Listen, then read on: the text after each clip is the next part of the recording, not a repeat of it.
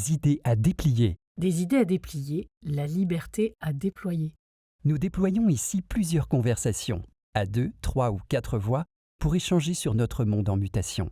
Au travers de chaque échange, donner envie de se questionner, relancer les débats, chercher, ouvrir de nouveaux horizons, raviver l'esprit critique au-delà des pensées mâchées. Car c'est en femme ou en homme libre que nous pouvons manifester les choix qui vont conditionner nos vies et avoir un impact autour de nous sur toutes les catégories du vivant.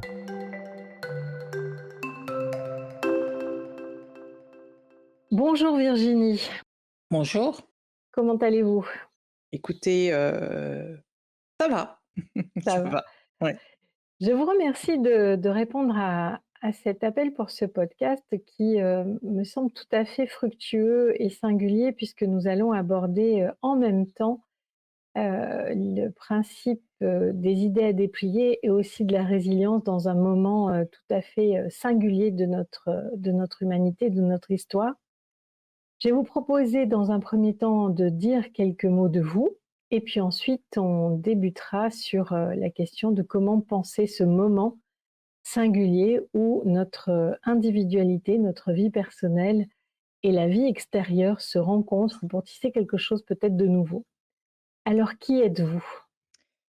Donc moi je suis, chercheuse, fondamentalement parce que je suis portée par, mon appétit pour comprendre, pour apprendre, et pour transmettre, pour transformer aussi. Donc c'est comme ça que je définirais ma vision de chercheuse. Comprendre ce qui nous arrive, le monde qui nous entoure, comment il fonctionne, et ensuite à partir de là, faire les liens, entre les événements, entre, les tendances, entre les hommes aussi et restituer, enfin décrire cette espèce de pelote de laine, dans laquelle nous fonctionnons, nous circulons et le transmettre pour aider chacun à se positionner, à donner du sens à son action, à une direction aussi. Donc voilà, ça c'est fondamentalement ce que j'aime faire, ce que je sais faire, je crois. Après, j'exerce cette façon de travailler, cette vision systémique, un peu holistique, cette analyse holistique de notre environnement, dans différents cadres. Maintenant, j'ai choisi depuis quelques années d'être chercheuse indépendante. C'est-à-dire que je travaille principalement seule. Ça ne veut pas dire que je ne participe pas, heureusement, à des collaborations ponctuellement, mais je ne suis plus dans un cadre institutionnel, ou dans une équipe de façon permanente. Donc je fais ce travail, je mène ce travail pour des entreprises, pour des collectivités. Et par ailleurs, je m'intéresse de plus en plus aux entreprises, enfin ça fait quelques années déjà, heu, pour, pour les accompagner, alors de différentes façons. Mais par exemple, je fais partie de comités de mission, ce qui est une aventure tout à fait intéressante parce que potentiellement, c'est très transformateur de l'entreprise et c'est une manière de rapprocher finalement l'entreprise de la société dans laquelle elle fonctionne et d'en faire un véritable acteur, à la fois politique, social, économique. Donc ça, c'est une activité que j'exerce aujourd'hui, de même que je suis présidente du GIEC des Pays de la Loire. Donc là, pour le coup, c'est plutôt, ça consiste plutôt à coordonner et surtout à représenter une équipe de scientifiques, une équipe interdisciplinaire de scientifiques qui travaillent sur, les évolutions climatiques dans la région où je vis, puisque je vis à Nantes, dans les Pays de la Loire, qui projettent, ces évolutions sur un territoire et pour mesurer les vulnérabilités de ce territoire et pour mesurer évidemment les impacts de ces évolutions et éventuellement éclairer les orientations et les solutions qui peuvent être apportées, aux impacts du changement climatique dans les Pays de la Loire. Hem Et par ailleurs, donc je poursuis aussi mes activités de prospective, hein, qui ont donné lieu déjà à 2 ouvrages. J'espère pouvoir avancer sur un troisième prochainement. Voilà, donc à travers des consultations, des conférences, je fais, également beaucoup de conférences.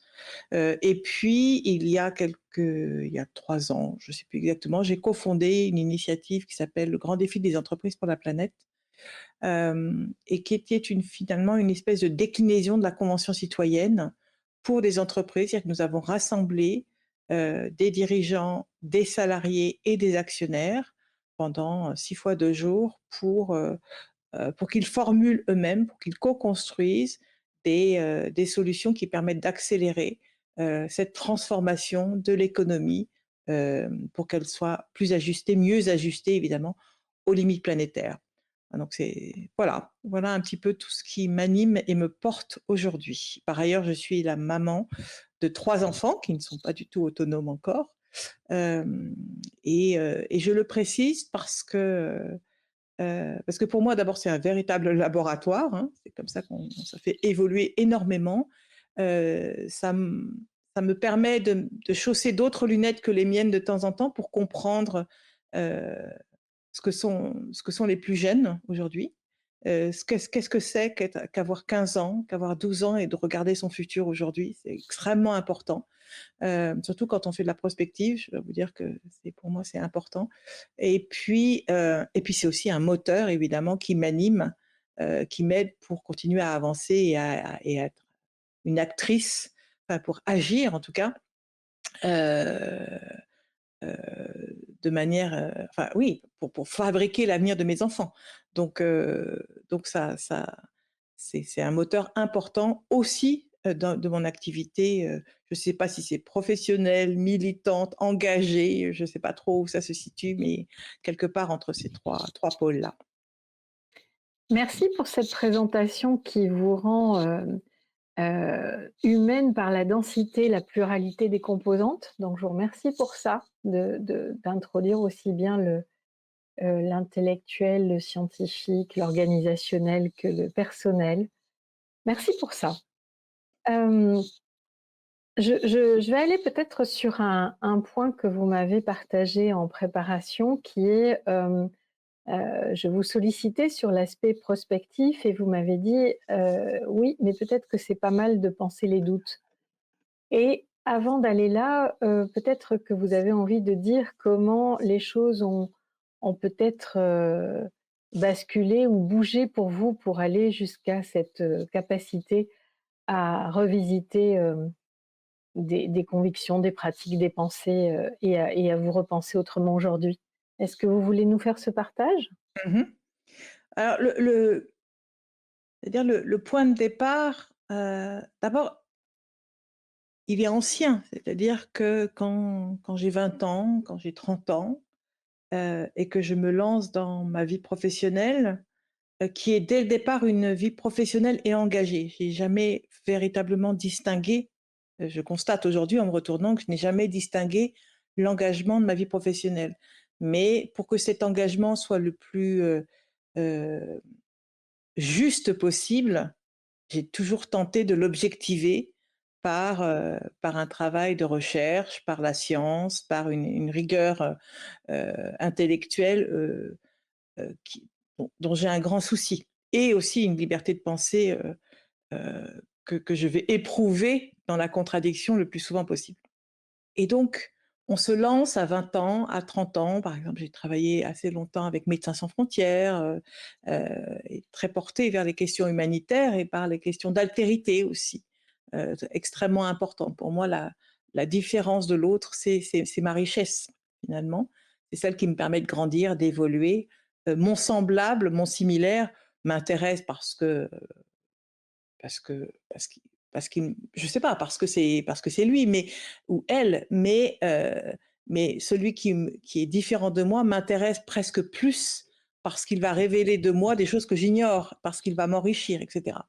Donc j'ai toute cette vision et puis et par ailleurs, j'ai aussi travaillé à la Commission européenne, on est dans les années 90, la chute du mur, hem, il se passe quelque chose.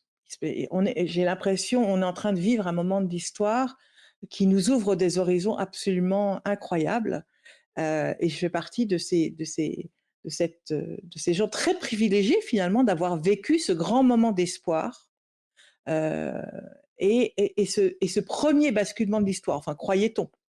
Ce fut un Mmh. basculement de l'histoire, mais il ne s'est pas exactement déroulé comme on pouvait l'imaginer à ce moment-là. Mais ça soulève donc, il y a le droit humanitaire qui se développe, la peine de mort qui recule dans le monde. Enfin, il y a cette vision humaniste qui finalement qui a porté l'éducation que m'ont donné mes parents et que j'ai voulu développer par la suite, enfin, parce que je m'y sens bien, parce que ça me correspond. Euh, je, je lis Edgar Morin, donc à cette époque-là, et je me retrouve dans tout ça, et tout d'un coup, le chant, il y a un espace ouvert pour ça. C'est absolument incroyable, c'est fabuleux. Et puis puis là, je pars vivre. Donc, allez, j'ai vécu pas mal de temps en Asie. Là aussi, il y a quelque chose qui est en train de se passer, qui bouge partout. Donc, il y a une espèce d'effervescence. Euh, on peut franchir les frontières beaucoup plus facilement. Enfin, il y a vraiment, et puis on voit, malgré, faut dire ce qui est, on voit le recul de la pauvreté dans le monde petit à petit entre 1990 et 2010, on va dire, l'accès aux soins, à l'éducation qui progresse. Enfin, voilà, le monde envoie des bonnes nouvelles. Alors, on sent bien que tout n'est pas parfait, mais le monde envoie des bonnes nouvelles. Et puis, début des années 2000, quand même, il y a quelques petits signaux, et c'est à ce moment-là, d'ailleurs, que je lis le livre de Stefan Zweig qui s'appelle Un monde d'hier, qui est une lecture que je recommande à absolument tout le monde, où rétrospectivement, l'auteur, juste avant de se suicider en 1943, raconte l'Europe à partir de la fin du 19e, et il montre comment finalement une élite intellectuelle européenne a été sourde et aveugle à tous les signaux faibles que les sociétés européennes émettaient, et qui finalement ont conduit à une première puis à une deuxième déflagration, en l'occurrence les deux premières guerres mondiales.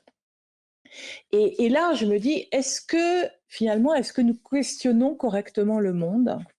Est-ce que nous sommes assez vigilants? Est-ce que cette, cette attente, ces idées humanistes, nous rendent pas aveugles à d'autres choses? Et c'est là où j'ai commencé à m'intéresser à la prospective et à interroger le monde un peu différemment, y compris notamment sur les questions écologiques.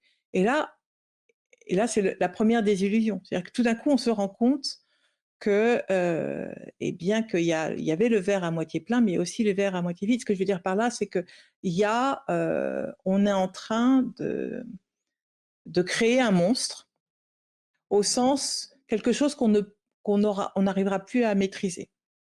Et ce monstre, c'est un agrégat de tas de choses, hein. C'est à la fois un mode de développement économique qui ne tient absolument pas compte de la finitude des ressources. C'est une dérégulation qui ne permet plus de redistribuer finalement les dividendes de ce développement de manière équitable. C'est un individualisme matérialiste qui progresse et qui dévalorise finalement peu à peu les systèmes de solidarité et d'entraide. Et puis, donc là, oui, et puis Internet, où on voit bien que l'homme a créé une machine avant de réfléchir à la machine, enfin les effets de la machine, et qui n'arrive plus à maîtriser les effets secondaires. Et là, je pense en particulier aux réseaux sociaux. Mmh. Voilà. Et, et tout ça, je commence à travailler, à l'analyser, mais on est encore à ce moment-là, enfin j'ai encore à ce moment-là, comme beaucoup d'ailleurs, le sentiment qu'une analyse suffisamment poussée va nous permettre de contenir finalement ces effets secondaires euh, parfois délétères de ce mode de développement mondialisé euh, qui est en train de s'emballer. Et, et puis non.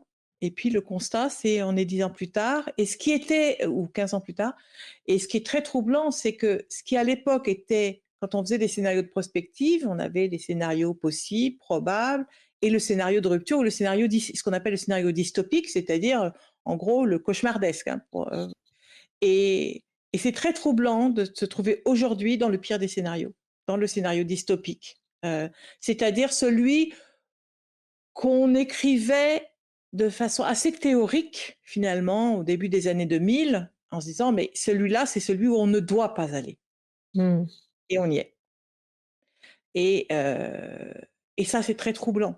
C'est-à-dire que, voilà et ça me évidemment, et on voit aujourd'hui, il y a des tas de signaux et tous les registres confondus, que ça soit les inégalités, le racisme, évidemment l'environnement, enfin je partout sur le recul des droits humains, du droit des Mmh. femmes, enfin, quel que soit le registre vers lequel auquel on s'intéresse et on voit à chaque fois une forme de régression, de déclin, on peut l'appeler comme on veut, et en tout cas un recul de l'humanisme. Ça, c'est comme force politique, comme force sociale.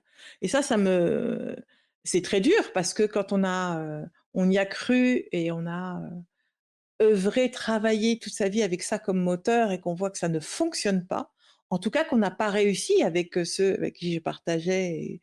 Heu et ben, c'est d'abord on porte un regard critique sur soi.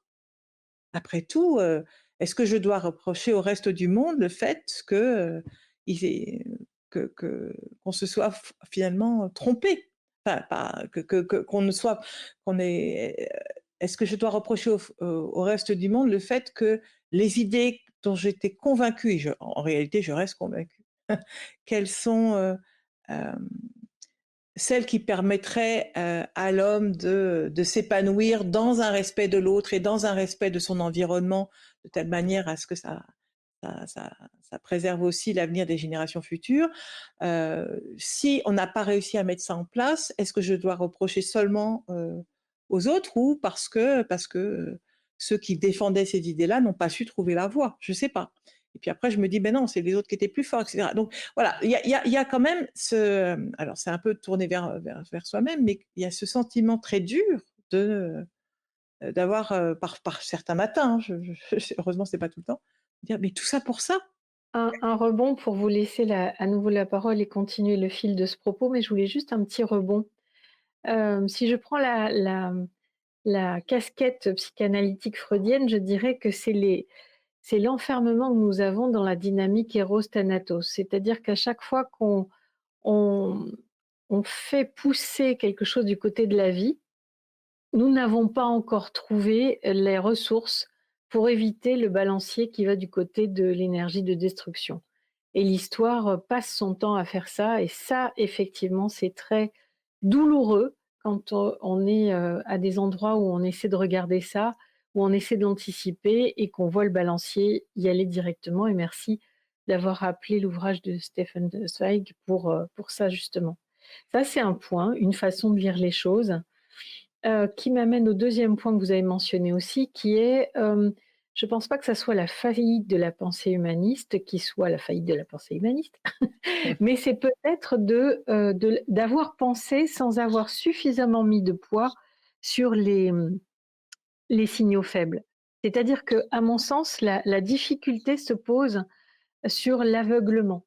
Donc moi, j'ai une lecture, un peu similaire à la vôtre avec d'autres références, mais je suis épatée par le fait qu'il y a des sujets qu'on ne peut même pas aborder, tant ils sont connotés d'idéologie, au lieu de les regarder de façon plus objective, donc plus scientifique, pour les aborder, même si ça vient gratter dans nos convictions, idéologiques et à mon avis, il est là le danger. Il y a d'un côté ce que vous appelez le monstre protéiforme d'un système composé de plusieurs choses qui se nourrit lui-même et qui grossit sur la planète parce que tout le monde veut cette réussite matérielle quitte à y passer, enfin surtout à tuer la biodiversité parce que nous finalement c'est peut-être, moins grave. Mais la question c'est ce refus, ce déni de voir des signaux faibles quand ils viennent contrevenir à nos convictions, à ce qui nous anime. Je vous rends la parole. Alors oui, vous avez raison et je vais à ce moment-là partager aussi le regard historique, sur cette question-là, qui est là encore très troublant. Quand on reprend les travaux de, heu, Jared Diamond sur l'effondrement ou quand on reprend, hem, comment l'Empire romain, les travaux de Kyle Harper, l'historien américain, et d'autres, hein. Ce qui est très intéressant quand on commence à s'intéresser à la chute des civilisations romaines, mayas, pasquanes, khmer, on se rend compte qu'il y a des constantes. Et l'une des constantes, c'est effectivement, y compris chez les Romains, c'est ça qui est très intéressant, c'est cette c'est la surexploitation de ressources d'une civilisation qui se construit toujours autour, en général, de systèmes agricoles, hein. Mmh. Et donc maîtrise de l'eau, maîtrise de son environnement et gestion domination de l'environnement, et qui, à un moment donné, passe un seuil, enfin surexploite ne permet plus à son environnement de se régénérer, ce qui conduit à la faillite de la civilisation, puisque c'est la base même, c'est l'exploitation de cette ressource est la base même de la civilisation. Donc c'est quelque chose qu'on a vu à plusieurs reprises et qui a conduit donc et qui se termine toujours de la même façon. Et ce que nous montrent ces travaux, et notamment encore, je vous disais tout à l'heure, les travaux sur l'Empire romain de Karl Harper, mais aussi les travaux d'une certaine façon de Leroy Ladurie, hein, sur l'influence du climat sur les grands moments de l'histoire, c'est à quel point l'homme n'arrive pas à apprendre finalement. C'est-à-dire que l'histoire se répète, alors avec des nuances, des variables, etc. Mais en gros, c'est la même histoire qui se rejoue avec à chaque fois, ça n'est jamais monofactoriel, hein, il y a Mmh. toujours d'autres choses. Mais il y a des constantes, et cette constante de la relation de l'homme à son environnement est assez frappante. L'homme qui n'arrive pas à comprendre que la nature, ça n'est pas un objet, c'est un sujet. Mmh. Dont il fait partie d'un tout qui le dépasse, il en fait partie, mais c'est un sujet. Et on ne négocie pas avec la nature. Essayer de négocier avec un orage, avec une inondation, non, on ne parle pas à une inondation, on ne parle pas à un tremblement de terre. Et donc, ce manque d'humilité absolue et de capacité de s'adapter à son environnement plutôt que de demander à l'environnement de s'adapter aux projets humains, c'est quand même assez frappant. Mais après, alors dans ce cas-là, on se dit, bon, bah, très bien, on est donc à la fin de notre civilisation, ce que d'ailleurs je pense. Mais la grosse différence entre les Romains, les Pasquans, les Khmers, etc., et nous, c'est qu'eux ne savaient pas, et nous savons. C'est ça. Et ça, c'est très troublant. C'est-à-dire qu'on a là le point décisif, on a le point de bascule. C'est notre connaissance. Notre connaissance du rôle, de l'importance de la biodiversité, de la vitesse du changement climatique, des limites planétaires, etc. etc. Pour la première fois de l'histoire de l'humanité a le choix. Elle avait le choix aussi, mais c'était un choix non conscient, c'était un choix passif. Là, on a un choix qui est, on peut finalement choisir aujourd'hui la civilisation d'après. Absolument. Et curieusement, on n'a pas envie de ce choix. C'est ça qui est frappant. C'est qu'on est accroché à ce qu'on a, et il n'y a aucun désir, il n'y a aucun désir. Si, il y en a, mais il n'est pas suffisamment puissant et partagé de créer cet après qui tiendra compte de nos connaissances, c'est-à-dire de 2000 ans d'histoire, et même plus, on s'en rend compte aujourd'hui, et qui, à partir de ces connaissances, va pouvoir construire quelque chose qui fasse de la nature, qui redonne à la nature sa place, et qui nous permet de vivre dans un équilibre aussi harmonieux que possible avec elle. Dans elle, d'ailleurs, c'est pas avec, c'est dans, puisqu'elle nous dépasse. La nature nous survivra, c'est ça qu'on a du mal à comprendre aussi, mais la planète nous survivra. Et donc, ça me trouble. Et donc aujourd'hui, ma recherche, c'est comment est-ce qu'on donne envie aux gens de se saisir de leur histoire, finalement. J'ai pas de réponse, j'ai pas de solution. En revanche, j'ai une expérience personnelle qui facilite, ou plutôt qui parfois m'aide dans cette réflexion-là. C'est une expérience tout à fait intime, mais je me dis qu'il y a certainement des choses qui peuvent servir, enfin, aider à réfléchir. Cette expérience, c'est celle du deuil, c'est-à-dire que donc il y a quelques années, j'ai perdu mon mari de manière extrêmement brutale. C'est-à-dire qu'il y a la seconde d'avant, la seconde d'après, hein. On n'était pas à la fin d'une longue maladie ou quoi que ce soit. Mes enfants avaient à l'époque 4, 5 et 8 ans, qui étaient 9 ans, extrêmement jeunes. Mon mari, c'était 80% de nos revenus. On travaillait ensemble. C'était à la fois le père de mes enfants, mon meilleur ami, mon compagnon, l'amour de ma vie, le chef de famille, et cetera. Enfin, on avait toute une construction familiale, un équilibre, un écosystème, dont il était un élément absolument essentiel. Et voilà qu'il disparaît. Et donc le monde s'effondre. Donc je peux dire que j'ai déjà vécu finalement l'effondrement. Parce que c'est vraiment au point d'ailleurs que sur le moment, moi je n'ai qu'une envie, c'est de disparaître avec lui. Parce que je ne pense pas possible à ce moment-là de surmonter. Quand on perd à la fois, ses ressources, une part de son identité, parce qu'un couple, c'est aussi, ça peut participer d'une identité, le soutien familial et cetera. Bon et puis la vie est ainsi faite que, bah, non, j'allais pas partir et a fortiori avec 3 enfants et donc à ce moment-là, aussitôt, j'ai été dans l'urgence de reconstruire un autre écosystème. Je dis l'urgence parce qu'il y avait 3 enfants et que j'avais pas d'autres soutiens, bon, donc dans l'urgence de reconduire un écosystème dans lequel on puisse fonctionner et qui permette à mes enfants qui nous permette à tous les 4 de il fallait reconstruire notre civilisation finalement et elle ne pouvait pas être la même puisqu'on n'avait pas les mêmes revenus, c'était pas les mêmes ingrédients, il fallait qu'on change de lieu de vie. J'habitais à la campagne, vous savez que avec 3 enfants à la campagne, on devient taxi en fait et quand on est 2, on peut partager le rôle de taxi, mais quand on est seul, là, ça devient un job à plein temps. Donc c'était pas pensable. De toute façon, nous étions locataires d'une maison où je n'avais plus les moyens, et cetera, et cetera. Et puis professionnellement aussi, c'est qu'on menait notre boîte à 2 ensemble. Tout d'un coup, je me retrouve seule à gérer cette boîte. Enfin bon, et ce qu'on apprend à ce moment-là, d'abord, on découvre l'incroyable force qu'on est capable de déployer à partir du moment où ça devient vital. Donc ça, c'est extraordinaire. Je dis pas que c'est facile. Je dis, on est étonné parfois soi-même et je pense qu'on a ces ressources-là collectivement. L'intelligence collective est une ressource qu'on sous-utilise aujourd'hui, mais qui nous donne une force, une puissance phénoménale. Voilà. Eh bien, cette intelligence collective, moi, je l'ai mis aussi en œuvre finalement avec mes enfants. Que je les ai mis à contribution. C'est quelque chose, je n'ai pas bâti toute seule ce nouvel équilibre familial, cet écosystème familial. On l'a reconstruit à plusieurs, avec des moments très durs, très tendus, parce qu'on ne voulait pas forcément la même chose, etc. Mais il a bien fallu composer. Et donc, le premier enseignement, c'est ces forces qu'on n'utilise pas suffisamment parce qu'on ne va pas les solliciter et tout d'un coup, les événements nous permettent nous amènent à les solliciter et on en découvre la puissance. Ça, c'est quand même la bonne nouvelle parce que ça, on l'a.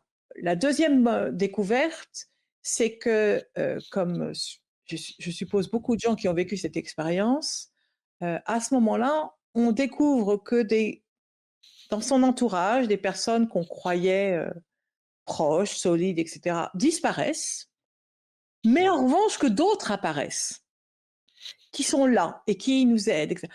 Et ça aussi, c'est quelque chose qu'on peut élargir collectivement. C'est-à-dire que finalement, les compositions sociales, politiques qui sont celles d'aujourd'hui, elles peuvent bouger, elles peuvent évoluer et se recomposer de manière extrêmement intéressante, parce que les événements vont provoquer, cette recomposition. Et on peut se regrouper entre il y a d'autres formes de alors c'est pas les mêmes moteurs parfois, on s'associe pas pour les mêmes choses, on se regroupe pas, on se retrouve pas pour les mêmes choses de la même manière, mais il n'empêche qu'il y a des systèmes d'entraide, il y a des systèmes de solidarité, d'accompagnement qui apparaissent. La troisième chose, c'est, l'expérimentation. C'est-à-dire qu'à un moment donné où, dans la mesure où ce qui existait avant n'est plus possible, eh bien, il faut tenter autre chose. Et donc, il faut essayer. Et globalement, l'homme est très conservateur. Il n'aime pas renoncer à quelque chose dont il pense que ça lui va très bien. pour quelque chose, qu'il ne connaît pas et dont il ne sait pas s'il y trouvera autant de plaisir. Bon, ça, c'est la situation dans laquelle on est aujourd'hui. Quand un deuil arrive, quand vous perdez, vous n'avez pas le choix. Donc, vous êtes dans l'expérimentation forcée. Et là, waouh, c'est génial parce qu'on découvre des nouvelles choses et qui sont finalement formidables. Je n'ai plus de voiture, on a déménagé, enfin, je ne vis plus à la campagne, etc. Donc, on a changé de régime alimentaire et on a tout changé, en fait.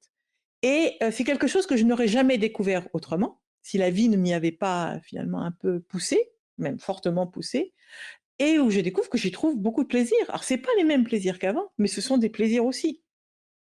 Et pourquoi est-ce que la vie serait linéaire? Pourquoi est-ce qu'on pourrait pas mettre 2 vies, 3 vies dans une seule finalement? Et ça c'est génial parce que je me dis: «J'ai vécu plusieurs vies». Il y a eu cette vie extraordinaire avec mon mari, puis il y a cette nouvelle vie, cette nouvelle étape, heu, qui m'a permis d'explorer, de vivre des choses que je n'aurais jamais vécues autrement. Donc c'est accepter ce possible-là. Ça, c'est quelque chose heu, qui est difficile quand on n'y est pas contraint, je pense. Donc là, il y a comment est-ce que collectivement on amène les gens à faire une forme de deuil pour leur donner envie ou la force en tout cas d'essayer autre chose?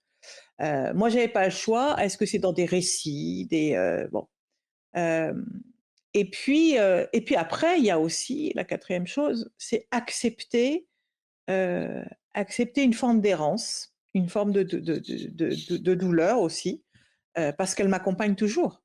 Mais elle fait partie de moi, elle fait partie de notre histoire et d'une certaine manière, c'est celle qui m'a amenée par exemple vers le beau. Quand je doute et cetera, je vais aller chercher de la musique, je vais aller chercher, de l'art. C'est-à-dire que je vais aller me nourrir de ce que l'homme a fait de mieux.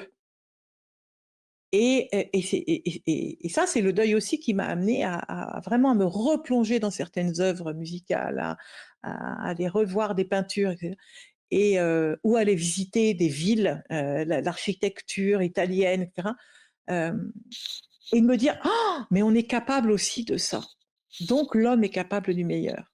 Voilà et heu et donc se ressourcer avec ça et voilà et tout ça, finalement, vous voyez, de cet accident de la vie, m'est venue toute cette pensée-là et qui me fait dire que, bah, non, il faut surtout pas, même dans le pire, le moment, épouvantable que nous vivons, enfin, moi, je pense qu'on vit bien sûr qu'il y a des choses formidables en termes d'innovation, de créativité, il y a on je rencontre plein de jeunes qui sont d'une force, d'une énergie incroyable et qui me rassurent, hein, enfin mais quand même globalement si on fait si on regarde comment on dit en anglais, la big picture, on est quand même assez consterné de voir que à chaque fois qu'on a le choix entre le meilleur et le pire, on a quand même en ce moment une légère tendance à choisir le pire. C'est très troublant. Et y compris au niveau politique, ce qui me et surtout à oublier ce que c'est que l'intérêt général, oublier ce que c'est que le bien commun, à privilégier systématiquement l'intérêt particulier, à privilégier systématiquement le court terme.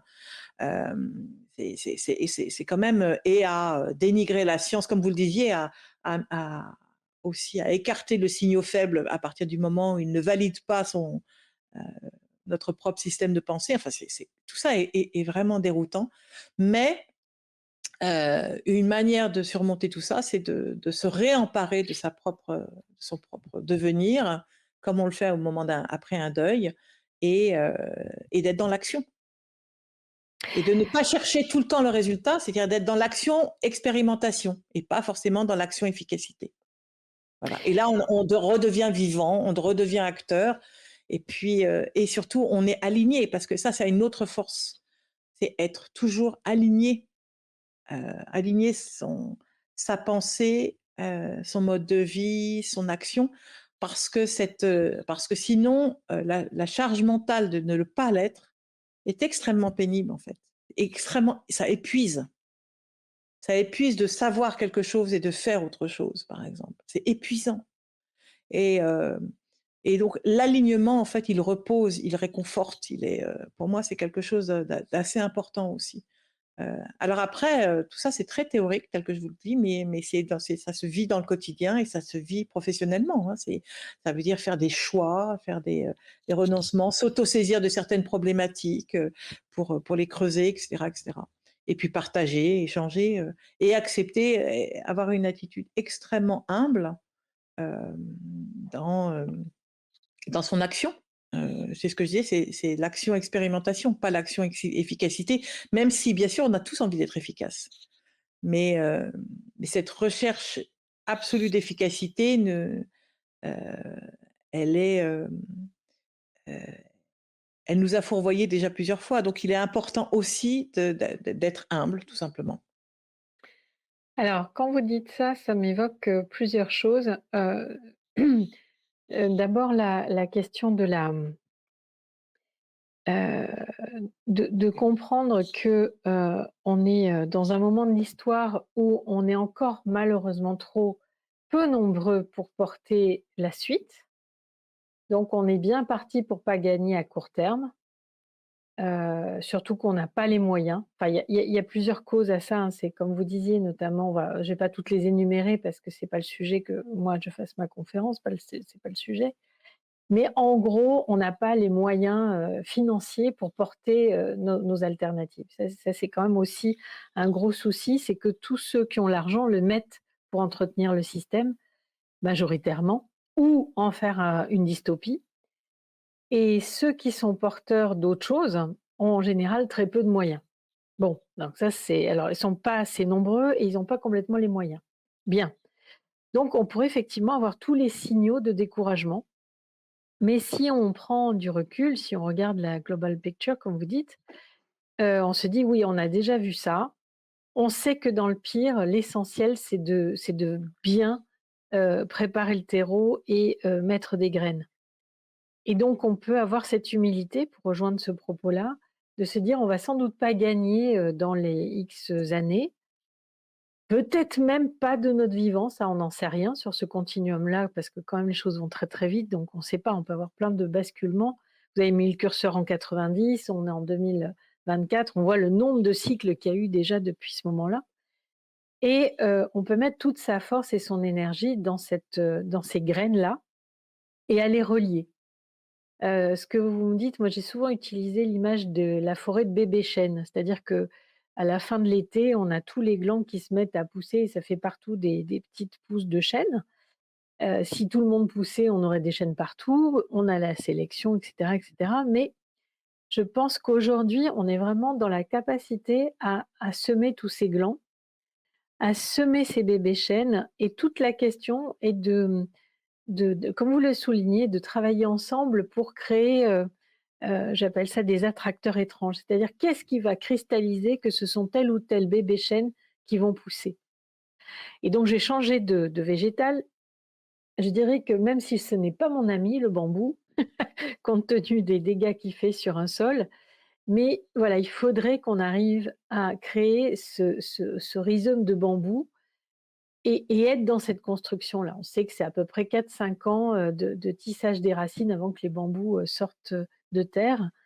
Et je pense que si on est dans cette humilité de dire: «On aura fait notre part et on aura mis toutes les graines possibles et interreliées pour permettre quand la phase intermédiaire, qui va tout casser, aura fini de tout casser, il y aura quelque chose qui aura été, pensé, élaboré, testé». Et ça me semble vraiment revigorant. Et un autre point pour vous redonner la parole, quand vous disiez: «On cherche pas forcément à être efficace», mais effectivement à être actif, à faire un truc qui a l'air de fonctionner. On ne sait pas encore si on peut le dupliquer, s'il est super efficace, mais c'est un machin qui marche. On a planté un gland et ça fait un bébé arbre. Donc je pense que ce que vous partagez là, en plus éclairé de votre propre résilience personnelle, je pense que c'est essentiel. Si on s'attache à se dire: «Nous sommes à la taille d'une petite graine dans le terreau et on a cette force extraordinaire de la» je continue mes analogies végétales, «des premières, pousses qui sortent de la neige», il faut une force phénoménale à ce moment-là. À ce moment-là de fin janvier, début février où vous avez comme ça des fleurs qui casse la terre, qui casse la neige et qui apportent leur touche de couleur sur ce grand blanc. Bah, voilà, je pense que c'est de ça qu'il faut s'emparer et peut-être qu'une des premières reliances, vous parliez d'entraide et de solidarité et de recomposition du réseau humain, je pense que cette force, elle peut être déjà partagée. Il y a une solidarité, une entraide du partage de ces forces qui nous renourrissent et nous redonnent l'élan d'aller un cran plus loin. Je vous redonne la parole avec cette brassée de commentaires. Ça m'inspire au moins 2 choses.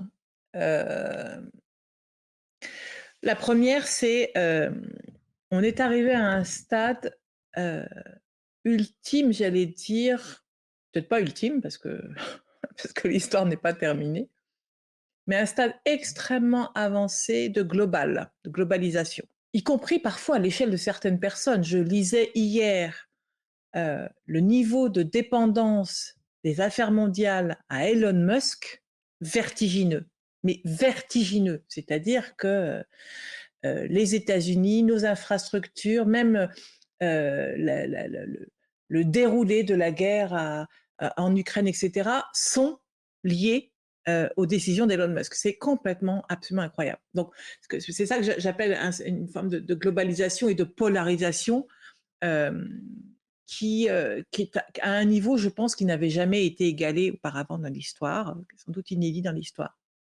D'où l'importance de, pour l'effet balancier, de repasser à l'ultra local. On n'a pas le choix.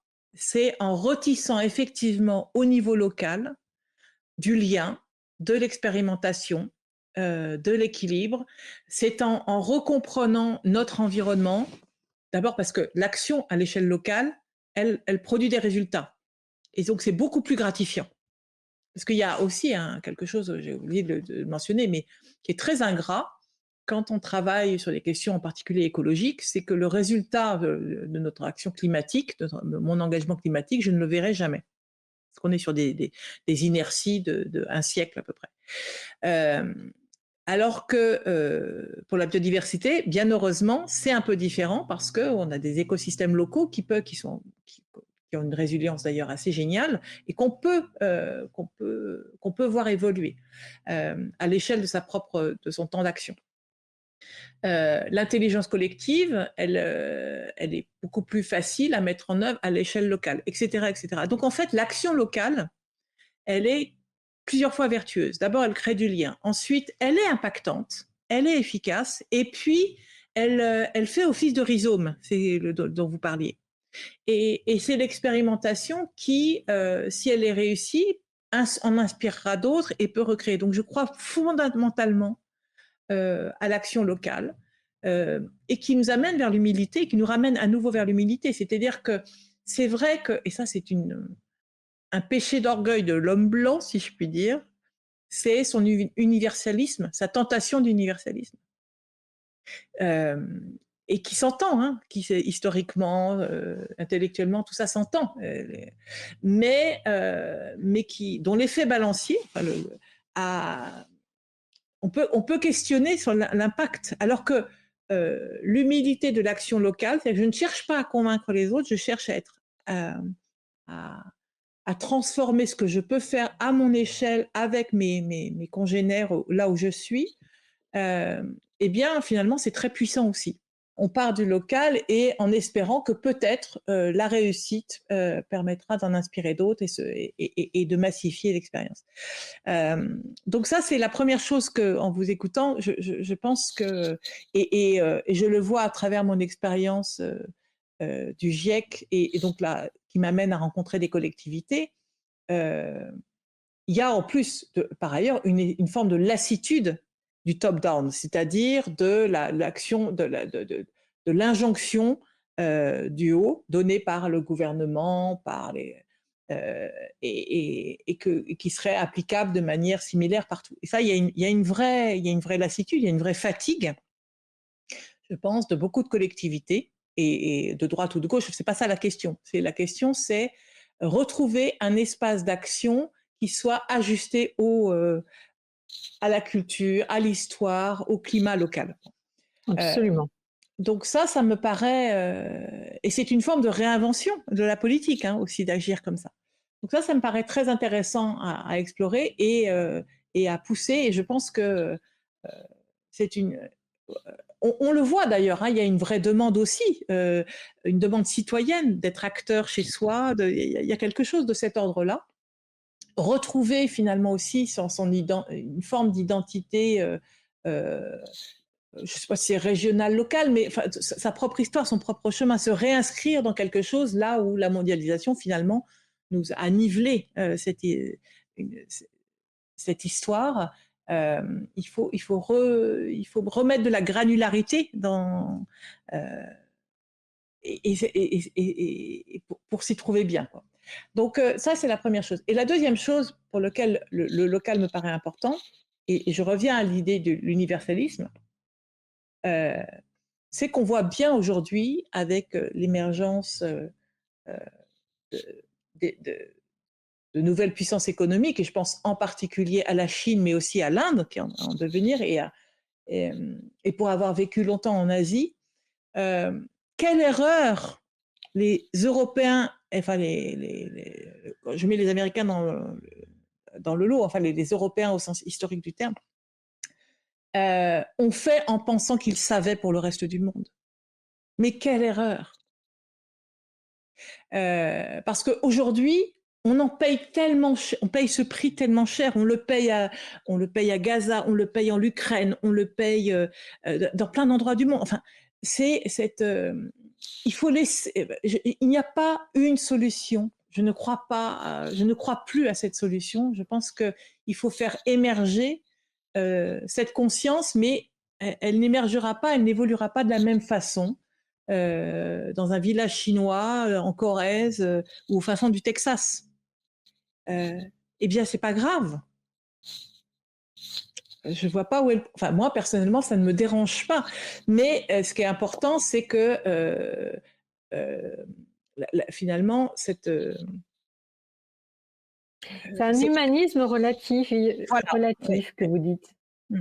C'est-à-dire que je crois fondamentalement que les hommes, enfin, aux droits humains, etc. Mais je ne crois plus au fait de l'imposer comme une valeur, parce que l'effet balancier est terrible, finalement.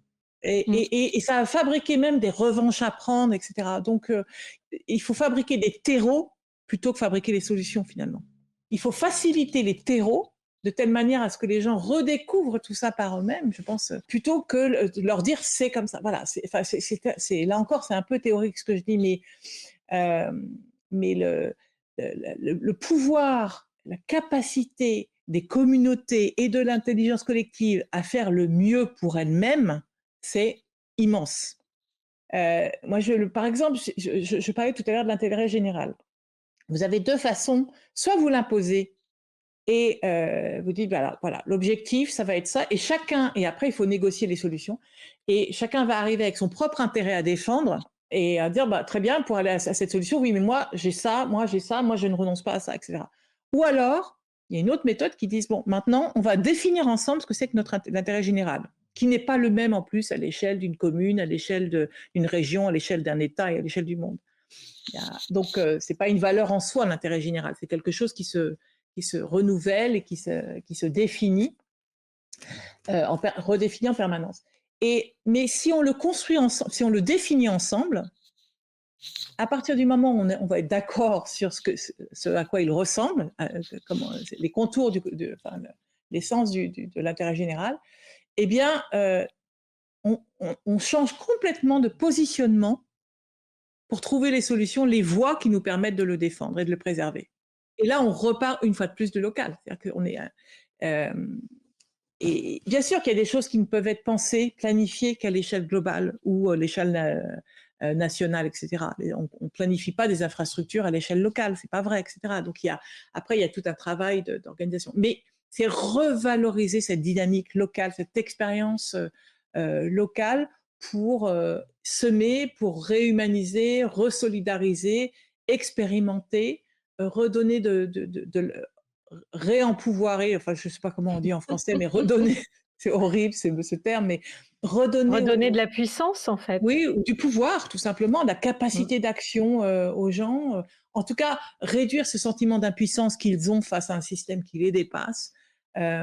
Donc redonner du sens à leur action, heu et ça me paraît absolument essentiel pour qu'ils aient à nouveau le désir, enfin, pour qu'ils trouvent le désir de construire autre chose, cette fameuse civilisation qu'il faut inventer maintenant.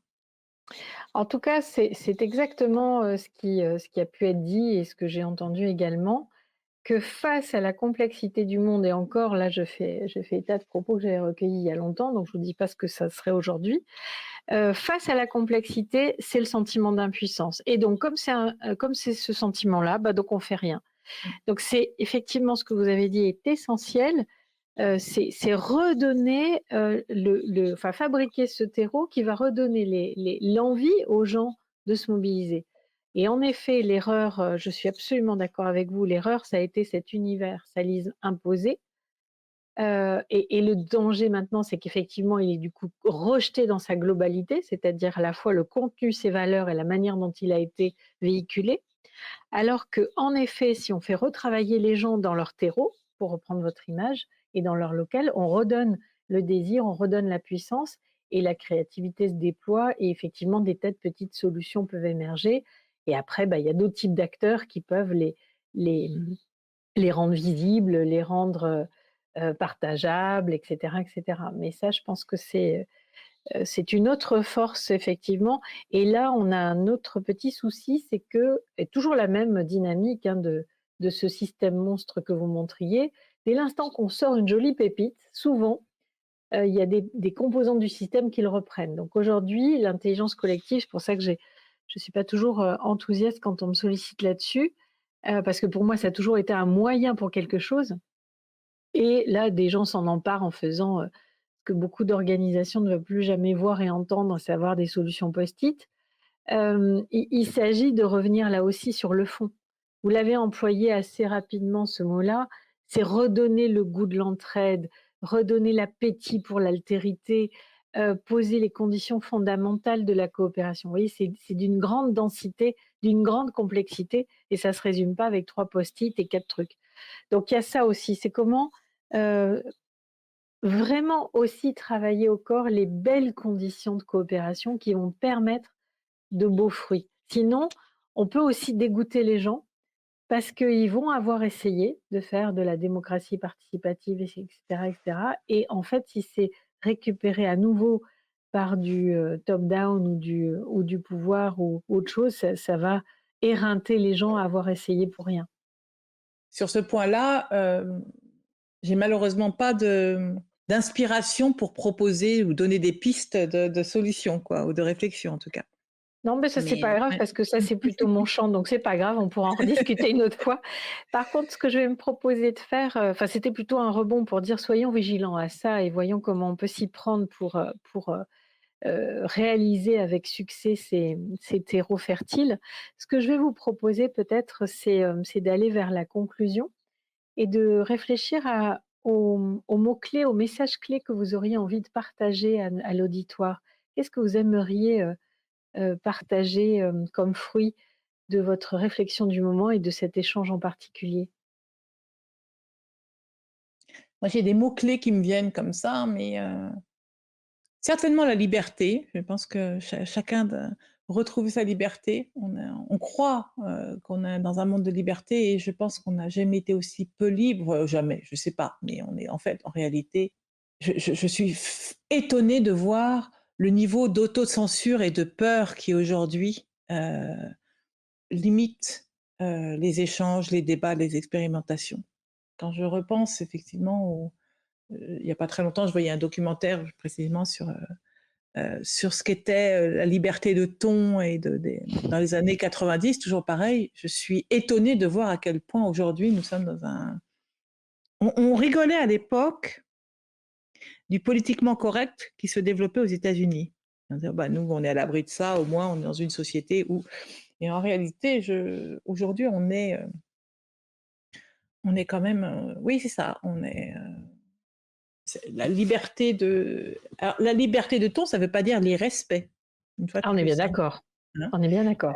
Mais le fait de penser autrement, aujourd'hui, on attaque des personnes. Enfin, moi, je ressens très, très facilement, je fais des interventions aussi d'ailleurs, ou quand j'assiste à des interventions, c'est qu'au lieu d'attaquer les idées, on attaque les personnes. Euh, Mmh. Il y a des scientifiques qui font des dépressions tellement ils sont attaqués euh, parce qu'on les traite, on les qualifie de militants, d'idéologues. Là où ils ne font qu'aligner des faits et d'objectiver des situations, et ça me trouble beaucoup. Donc il faut vraiment continuer, ne pas croire que la bataille pour nos libertés, elle est gagnée. Au contraire, au Ah non contraire. alors, il faut s'y remettre là, Donc, sérieusement.